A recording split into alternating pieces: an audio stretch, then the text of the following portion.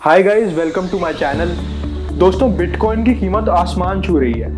इस समय जब मैं वीडियो रिकॉर्ड कर रहा हूं तो एक बिटकॉइन की कीमत लगभग 28,96,000 रुपए से भी ज़्यादा है। जहां एक ज़माना था कि बिटकॉइन सिर्फ ट्रांजैक्शन के लिए इस्तेमाल किया जाता था, आजकल हर कोई बिटकॉइन में इन्वेस्ट करना चाहता है। कुछ लोग इसकी पूरी जानकारी लेकर इसमें इन्वेस्ट कर रहे हैं, मगर बहुत सारे लोग ऐसे भी हैं जो सिर्फ इसीलिए इन्वेस्ट कर रहे हैं क्योंकि बाकी सब लोग इन्वेस्ट कर रहे हैं।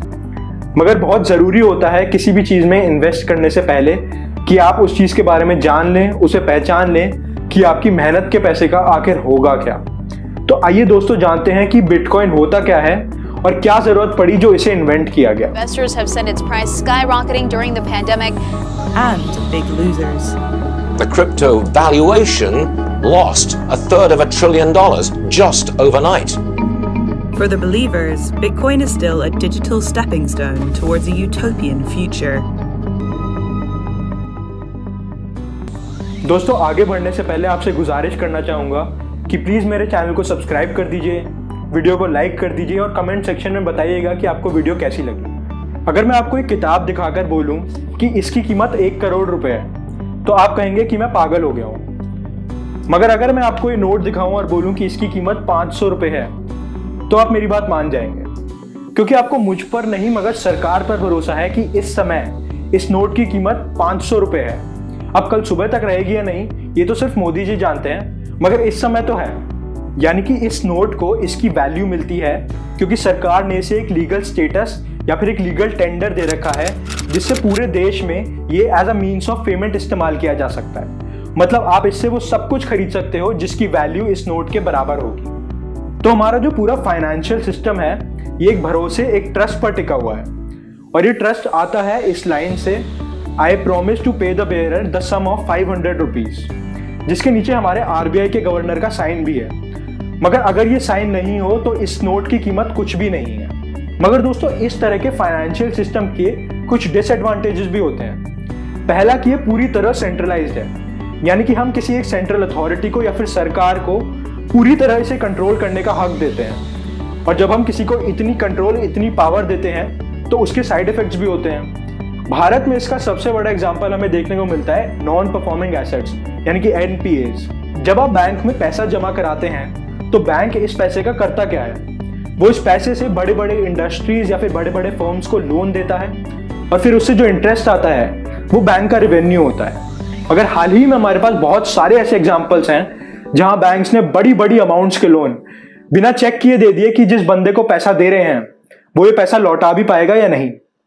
और फिर जब वो बंदा पैसा लौटा नहीं पाता तो वो बंदा तो देश छोड़ के भाग जाता है, मगर ये लोन्स बन जाते हैं नॉन परफॉर्मिंग एसेट यानी कि एनपीए, और इसका भुगतान करना पड़ता है आम जनता को। विजय माल्या, नीरव मोदी, ये सब इसी के एग्जाम्पल्स हैं। दोस्तों, इस सिस्टम की दूसरी डिसएडवांटेज ये होती है कि जो सेंट्रल अथॉरिटी होती है इस पर पैसे की कोई लिमिट नहीं होती, यानी कि अनलिमिटेड होता है। ये जब चाहे जितना पैसा चाहे छाप सकती है।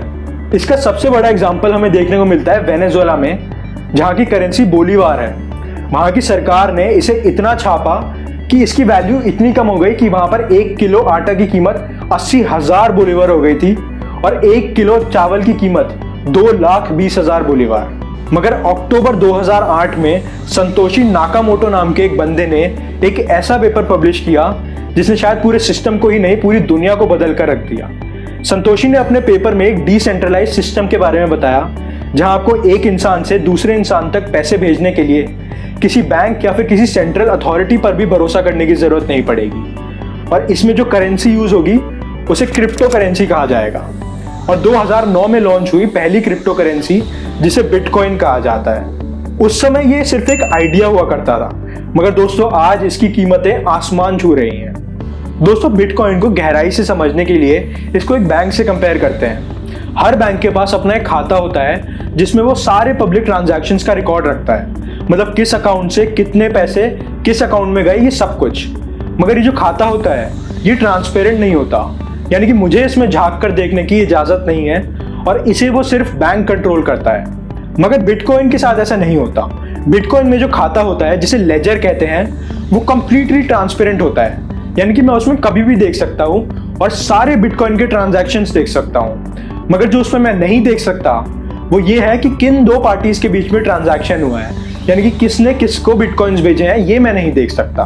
दोस्तों ये बात मैं आपको एक एग्जांपल से समझाता हूँ। ये जो आप अपनी स्क्रीन पे देख रहे हैं, ये दुनिया का पहला बिटकॉइन ट्रांजैक्शन है जो 2010 में हुआ था। वहां लैज़लो नाम के एक बंदे ने 10,000 बिटकॉइन के बदले 2 पिज्जा खरीदे थे। आज वो पिज्जा शायद 39 करोड़ डॉलर से भी ज्यादा के होते। बिटकॉइन पूरी तरह डिसेंट्रलाइज होता है, यानी कि किसी एक के पास नहीं, बल्कि हर कोई जो इस सिस्टम में पार्टिसिपेट करता है उन सब के पास इस खाते की एक कॉपी होती है। दोस्तों अब हमें ये तो पता है कि जो हमारा इंडियन रुपी है वो अनलिमिटेड है, यानी कि हमारी सेंट्रल अथॉरिटी से जब चाहे जितना चाहे छाप सकती है। मगर बिटकॉइन के साथ ऐसा नहीं है। बिटकॉइन लिमिटेड होते हैं, बल्कि पूरी दुनिया में सिर्फ 21 मिलियन बिटकॉइंस हैं और 90% से ज्यादा ऑलरेडी रोटेशन में है। ऐसा कहा जाता है कि दुनिया का आखिरी बिटकॉइन 2140 में माइन किया जाएगा। उम्मीद करता हूं कि आप जान गए होंगे कि बिटकॉइन होता क्या है, मगर आप जानते हैं कि इसमें ट्रांजैक्शन कैसे काम करता है। दोस्तों जब भी किसी दो पार्टीज के बीच में बिटकॉइन का ट्रांजैक्शन होता है तो कोई सेंट्रल अथॉरिटी या सेंट्रल इंस्टीट्यूशन तो होता नहीं जो उसे वेरीफाई करके बता दे कि हाँ भैया ट्रांजैक्शन हो गया है। मगर दुनिया में ऐसे हजारों लोग होते हैं जो उसे वेरीफाई करना चाहते हैं और इन लोगों को माइनर्स कहा जाता है। अब जब भी कोई बिटकॉइन में ट्रांजैक्शन होता है तो इन माइनर्स को इस ट्रांजैक्शन को वेरीफाई करने के लिए काफी कॉम्प्लिकेटेड मैथमेटिकल प्रॉब्लम सॉल्व करनी पड़ती हैं, क्योंकि इंग्लिश में तो लिखा नहीं होता कि इतने बिटकॉइन इससे ट्रांसफर हो गए, बल्कि सब कुछ एनक्रिप्टेड होता है। अब ये जो माइनर्स हैं ये मैथमेटिकल प्रॉब्लम्स पेन और पेपर से सॉल्व नहीं करते, बल्कि बड़े बड़े हाई प्रोसेसिंग कंप्यूटर्स, एकदम सुपर कंप्यूटर्स टाइप से प्रॉब्लम सॉल्व होती हैं। और जब वो इतनी कॉम्प्लिकेटेड प्रॉब्लम सॉल्व करते हैं तो इसके लिए इन्हें इनाम भी दिया जाता है, और इस इनाम में इन्हें दिए जाते हैं बिटकॉइंस। और इन्हें बिटकॉइंस कोई ऐसे देता नहीं है, बल्कि इस प्रोसेस को बिटकॉइन माइनिंग कहा जाता है। अब एक बार जब ये ट्रांजैक्शन कंफर्म हो जाता है और इस प्रोसेस में जो बाकी इन्वॉल्व कंप्यूटर्स हैं इसे वेरीफाई कर देते हैं, तो इस ट्रांजैक्शन की इंफॉर्मेशन एक चेन में ऐड हो जाती है और इस ट्रांजैक्शन का एक ब्लॉक बन जाता है, और इसीलिए इस टेक्नोलॉजी को ब्लॉकचेन कहा जाता है। और एक बार इस ट्रांजैक्शन की इंफॉर्मेशन चेन में ऐड हो जाती है तो फिर इसे हटाया नहीं जा सकता और ये परमानेंटली रिकॉर्ड हो जाती है। इसीलिए ब्लॉकचेन को इम्यूटेबल भी कहा जाता है, यानी कि जिसे बदला ना जा सके। मगर क्या भारत में क्रिप्टो करेंसी लीगल है? जी हाँ, बिल्कुल। 6 अप्रैल 2018 में आरबीआई ने क्रिप्टो करेंसी के ऊपर एक बैंकिंग बैन लगा दिया था, जिसके बाद क्रिप्टो एक्सचेंजेस, यानी कि वो प्लेटफॉर्म्स जहां पर इसकी ट्रेडिंग होती थी, उन्होंने कोर्ट में जाकर इस बैन को चैलेंज किया। और फिर फाइनली मार्च 2020 में जब आरबीआई ये साबित नहीं कर पाया कि क्रिप्टो करेंसी की वजह से इंडियन बैंकिंग सिस्टम पर कुछ प्रभाव पड़ता है, कुछ इंपैक्ट होता है, तो फाइनली सुप्रीम कोर्ट ने बैन हटा दिया और आज इंडिया में फ्रीली क्रिप्टो करेंसी को खरीदा और बेचा जा सकता है। अब इस वीडियो का सबसे जरूरी सवाल, क्या इसमें इन्वेस्ट करें या नहीं? खैर ये तो आपकी मर्जी है, मगर इन्वेस्ट करने से पहले मैं आपको ये बताना चाहता हूं कि ये कितना वॉलेटाइल है, यानी कि जितनी तेजी से ऊपर जाता है उतनी ही तेजी से इसकी नीचे आने की भी संभावना होती है।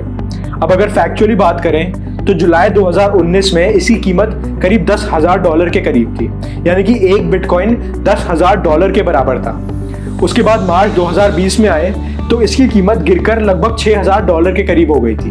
अप्रैल 2021 में इसकी कीमत फिर से उड़कर लगभग $57,000 के करीब गई, और इस समय जब मैं ये वीडियो रिकॉर्ड कर रहा हूं तो एक बिटकॉइन की कीमत लगभग $39,000 है। तो इसका उतार चढ़ाव तो आप खुद ही देख सकते हैं। तो दोस्तों अगर एक्सपर्ट्स की बातों पर जाएं तो उनका कहना है कि इसमें आप वही पैसा इन्वेस्ट करें जो आपके पास स्पेयर हो, यानी कि अगर वो खो भी जाए तो आपको इतना दुख ना हो, क्योंकि अगर इसमें भारी प्रॉफिट की संभावना है तो उतनी ही संभावना है कि इसमें भारी लॉस भी हो सकता है। एल साल्वाडोर, जो कि सेंट्रल अमेरिका में एक छोटी सी जगह है, वो पहला ऐसा देश बना जिसने क्रिप्टो करेंसी को लीगल टेंडर का करार दे दिया है। यानी कि जब वहां लोग दुकान पे जाते हैं तो दुकानदार उनसे पूछते हैं कि आप कैश में पेमेंट करेंगे या फिर बिटकॉइन में। तो दोस्तों भारत में बिटकॉइन का फ्यूचर तो वक्त ही बताएगा कि क्या हम भी जब दुकान पे जाएंगे तो 1 किलो आटा और दाल चावल बिटकॉइन के बदले में खरीद पाएंगे। तो दोस्तों ये थी आज की मेरी पूरी वीडियो, और अगर आपको वीडियो पसंद आए तो प्लीज इसे लाइक कर दीजिए, मेरे चैनल को सब्सक्राइब कर दीजिए और अपने दोस्तों के साथ भी ये वीडियो शेयर कीजिए ताकि वो भी इसमें इन्वेस्ट करने से पहले इसे जान सकें। तब तक के लिए इसे देखने के लिए आपका बहुत बहुत शुक्रिया और जय हिंद।